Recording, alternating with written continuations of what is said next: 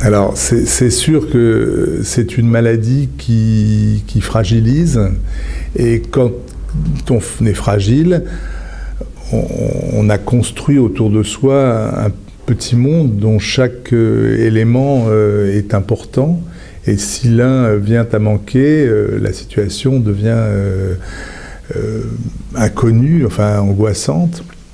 Donc effectivement, on voit des situations où un événement devrait être un événement heureux, par exemple partir en vacances, dans un endroit que les gens connaissent en plus, une maison d'un enfant, etc. Et puis, comme l'environnement change, comme ça n'est plus l'aide ménagère qui elle aussi est en vacances, eh bien on a parfois, de façon d'ailleurs très difficile à admettre pour les enfants qui s'occupent de leurs parents, on a effectivement des déstabilisations et des confusions mentales parce qu'un seul élément a changé. Alors le plus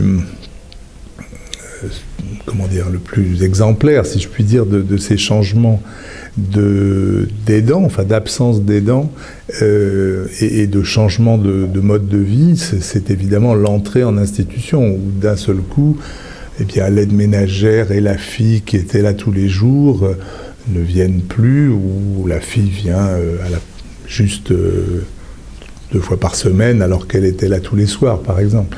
Alors ce sont des situations déstabilisantes. Mais d'un autre côté, d'abord on voit tout.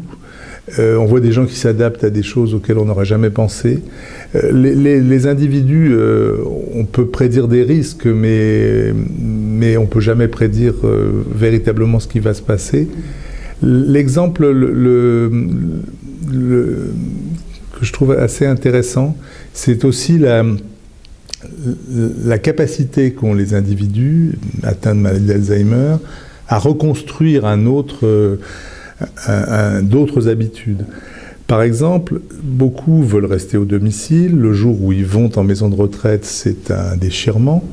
Mais à l'inverse, 6 mois après être rentrés en maison de retraite, quand on veut les faire sortir toute une journée, un dimanche par exemple, eh bien dès 3 heures de l'après-midi, ils disent « il faut que je rentre ». Donc,